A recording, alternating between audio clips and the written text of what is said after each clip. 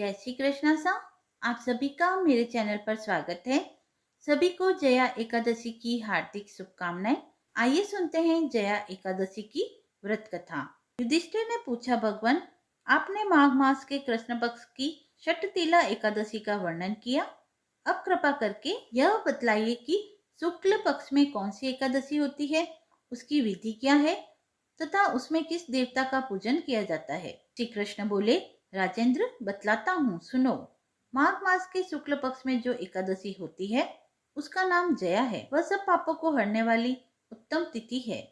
पवित्र होने के साथ ही पापों का नाश करने वाली है तथा मनुष्य को भोग और मोक्ष प्रदान करती है। इतना ही नहीं, वह ब्रह्म हत्या जैसे पाप तथा पिशाच तत्व का भी विनाश करने वाली है। इसका व्रत करने पर मनुष्यों को कभी प्रेत योनि में नहीं जाना पड़ता।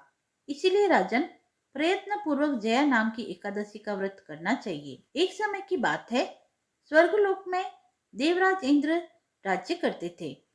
देवगण पारिजात वृक्षों से भरे हुए नंदन वन में अप्सराओं के साथ विहार कर रहे थे। 50 करोड़ गंधर्वों के नायक देवराज इंद्र ने स्वेच्छा अनुसार वन में विहार करते हुए बड़े हर्ष के साथ नृत्य का आयोजन किया। उसमें गंधर्व गान कर रहे थे, जिनमें पुष्पदंत, चित्रसेन तथा उनका पुत्र, ये 3 प्रधान थे। चित्रसेन की स्त्री का नाम मालिनी था। मालिनी से एक कन्या उत्पन्न हुई थी जो पुष्पवंती के नाम से विख्यात थी। पुष्पदंत गंधर्व के एक पुत्र था जिसको लोग माल्यवान कहते थे। माल्यवान पुष्पवंती के रूप पर अत्यंत मोहित था। ये दोनों भी इंद्र के संतोषार्थ नृत्य करने के लिए आए थे। इन दोनों का गान हो रहा था। इनके साथ अप्सराएं भी थी। परस्पर अनुराग के कारण ये दोनों मोह के वशीभूत हो गए। चित्त में भ्रांति आ गई, इसलिए वे शुद्ध गान न कर सके। कभी ताल भंग हो जाता है और कभी गीत बंद हो जाता है। इंद्र ने इस प्रमाद पर विचार किया और इसमें अपना अपमान समझकर वे कुपित हो गए।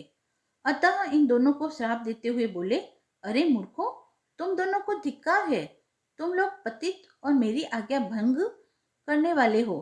अतः पति पत्नी के रूप में रहते हुए पिशाच हो जाओ। इंद्र के इस प्रकार श्राप देने पर इन दोनों के मन में बड़ा दुख हुआ। वे हिमालय पर्वत पर चले गए और पिशाच योनि को पाकर भयंकर दुख भोगने लगे। शारीरिक पातक से उत्पन्न ताप से पीड़ित होकर दोनों ही पर्वत की कंदराओं में विचरते रहते थे। एक दिन पिशाच ने अपनी पत्नी पिशाचनी से कहा, हमने कौन सा पाप किया है जिससे यह पिशाच योनि प्राप्त हुई है। नरक का कष्ट अत्यंत भयंकर है तथा पिशाच योनि भी बहुत दुख देने वाली है। अतः पूर्ण प्रयत्न करके पाप से बचना चाहिए। इस प्रकार चिंतामग्न होकर वे दोनों दुख के कारण सूखते जा रहे थे। देवयोग से उन्हें माघ मास की एकादशी तिथि प्राप्त हो गई। जया नाम से विख्यात तिथि तिथियों में उत्तम है आई। उस दिन उन दोनों ने सब प्रकार के आहार का त्याग किया, जलपान तक नहीं किया, किसी जीव की हिंसा नहीं की, यहाँ तक कि फल भी नहीं खाया। निरंतर दुख से युक्त होकर वे एक पीपल के समीप बैठे रहे। सूर्य अस्त हो गया। उनके प्राण लेने वाली भयंकर रात उपस्थित हुई। उन्हें नींद नहीं आई। वे रति या और किसी सुख को भी नहीं पा सके। सूर्योदय हुआ। द्वादशी का दिन आया। उन पिशाचों के द्वारा जया के उत्तम व्रत का पालन हो गया। उन्होंने रात में जागरण भी किया था। उस व्रत के प्रभाव से तथा विष्णु भगवान की शक्ति से उन दोनों की पिशाचिता दूर हो गई। पुष्पवंती और माल्यवान अपने पूर्व रूप में आ गए। उनके हृदय में वही पुराना स्नेह उमड़ रहा था। उनके शरीर पर पहले ही जैसे अलंकार शोभा पा रहे थे। वे दोनों मनोहर रूप धारण करके विमान पर बैठे और स्वर्ग लोक में चले गए। वहां देवराज इंद्र के सामने जाकर दोनों ने बड़ी प्रसन्नता के साथ प्रणाम किया। उन्हें इस रूप में उपस्थित देखकर इंद्र को बड़ा विस्मय हुआ। उन्होंने पूछा, बताओ, किस पुण्य के प्रभाव से तुम दोनों का पिशाचत्व दूर हुआ है? तुम मेरे श्राप को प्राप्त हो चुके थे, फिर किस देवता ने तुम्हें उससे छुटकारा दिलाया है? माल्यवान बोला, स्वामी, भगवान वासुदेव की कृपा तथा जया नामक एकादशी के व्रत से हमारी पिशाचता दूर हुई है। इंद्र ने कहा, तो अब तुम दोनों मेरे कहने से सुधापान करो। जो लोग एकादशी के व्रत में तत्पर और भगवान श्री कृष्ण के शरणागत होते हैं वे हमारे भी पूजनीय हैं। श्री कृष्ण भगवान कहते हैं, राजन, इस कारण एकादशी का व्रत करना चाहिए। नृपश्रेष्ठ, जया एकादशी ब्रह्म हत्या का पाप भी दूर करने वाली है। जिसने जया का व्रत किया है उसने सब प्रकार के दान दे दिए और संपूर्ण यज्ञों का अनुष्ठान कर लिया। इस महात्म्य के पढ़ने और सुनने से अग्निष्टोम यज्ञ का फल प्राप्त होता है। कथा समाप्त हुई।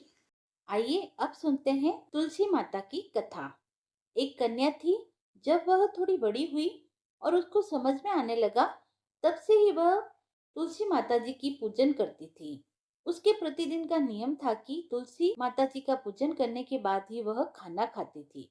जब वह कन्या शादी के लायक हुई, तब उसके माता पिता ने उसकी शादी करवा दी। कन्या को उसके माता पिता ने दहेज में भी एक तुलसी का गमला दिया।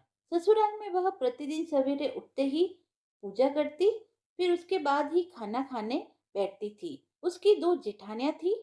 वो दोनों उसका मजाक उड़ाती थी कि बड़ी नियम धर्म वाली बनती है। उन दोनों को उससे बहुत ईर्ष्या होती थी, इसीलिए वो दोनों तुलसा जी का गमला एक दिन छुपा देती है।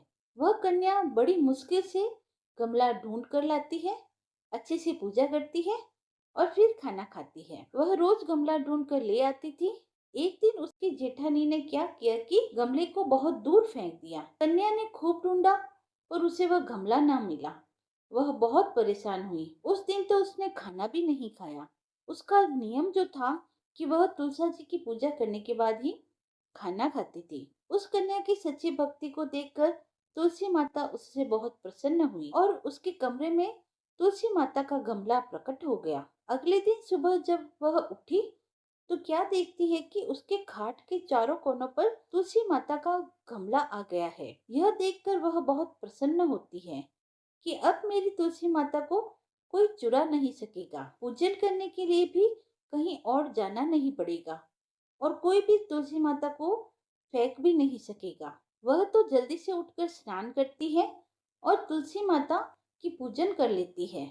जब वह खाना खाने बैठती है तो उसकी जेठानियां मजाक करने लगती है कि लो, देवरानी का नियम धर्म पूरा हो गया है। उसी से पूछती है कि तुलसी जी की पूजा कर ली? देवरानी धीरे से बोलती है, हाँ कर ली। जेठानियां बोलती है, कहाँ से कर ली पूजा? गमला तो फेंक दिया था। देवरानी कहती है कि देख लो, मेरे कमरे में खाट पर तुलसा जी लग रही है। जेठानियां बहुत शर्मिंदा होती है और बोलती है, देवरानी तेरी भक्ति सच्ची है, हमने तुझे बहुत परेशान किया, हमें माफ कर देना। देवरानी उन्हें माफ कर देती है। हम भी तुलसी माता से यही प्रार्थना करते हैं कि हे तुलसी माता, जैसी कृपा आपने उस देवरानी पर करी वैसे ही कृपा हम पर भी बनाए रखना। अब सुनते हैं गणेश जी की कथा। हिंदू धर्म में प्रथम पूज्य भगवान गणेश जी की पूजा हर शुभ कार्य से पहले की जाती है। गौरीपुत्र गणेश जी को विघ्नहर्ता के रूप में भी जाना जाता है, लेकिन अपने ही एक दंत और लंबोदर स्वरूप के कारण उनके विवाह में कई कठिनाइयां आई थी। तो आइए जानते हैं इसके पीछे की रोचक कथा क्या है। भगवान गणेश का सिर हाथी का व एक दांत टूटा था, इसीलिए कहा जाता है कि उनका विवाह नहीं हो पा रहा था। पौराणिक मान्यताओं के अनुसार कोई भी कन्या उनसे विवाह करने के लिए तैयार नहीं थी। अपना विवाह न होता देख भगवान गणेश उदास रहने लगे। वह जब भी किसी दूसरे देवता के विवाह में जाते तो उन्हें बड़ा दुख होता, उनके मन को ठेस पहुंचती। कहा जाता है कि इस वजह से गणेश जी ने दूसरे देवताओं के विवाह में विघ्न डालना शुरू कर दिया और इस काम में उनका वाहन मूषक उनकी सहायता करता था। गणेश जी का वाहन मूषक उनके आदेश पर देवताओं के विवाह मंडल को नष्ट कर देता था, जिससे उनके विवाह में अड़चने पैदा होने लगती थी। गणेश जी और मूषक की इस मिली भगत से सारे देवता परेशान हो गए और अपनी समस्या लेकर गणेश जी के पिता भगवान शिव जी के पास पहुंचे, लेकिन वहां भी उनकी समस्या का समाधान नहीं हुआ। हालांकि भगवान शिव और देवी पार्वती ने देवताओं से इतना जरूर कहा कि इस समस्या का समाधान ब्रह्मा जी के पास है। अब सारे देवता अपनी समस्या को लेकर ब्रह्मा जी के पास पहुंचे। उस समय ब्रह्मा जी योग में लीन थे।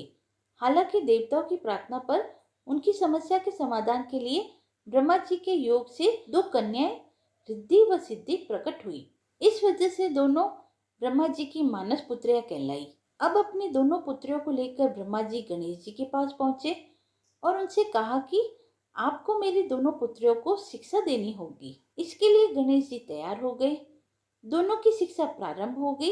इस दौरान जब भी मूषक किसी देवता के विवाह की सूचना देने गणेश जी के पास आता तो रिद्धि और सिद्धि उनका ध्यान भटकाने के लिए कोई ना कोई प्रसंग छेड़ देती थी। इससे देवताओं का विवाह निर्विघ्न पूर्ण होना शुरू हो गया। एक दिन गणेश जी को यह सारी बातें पता चल गई। रिद्धि व सिद्धि की वजह से देवताओं का विवाह बिना किसी रुकावट से संपूर्ण हो रहा है। इससे गणेश जी बहुत क्रोधित हुए। उसी समय ब्रह्मा जी वहां प्रकट हुए। वह गणेश जी से कहने लगे कि मैं अपनी दोनों पुत्रियों रिद्धि व सिद्धि का विवाह किसी योग्य वर से करना चाहता हूँ। आपसे ज्यादा योग्य वर और कौन हो सकता है?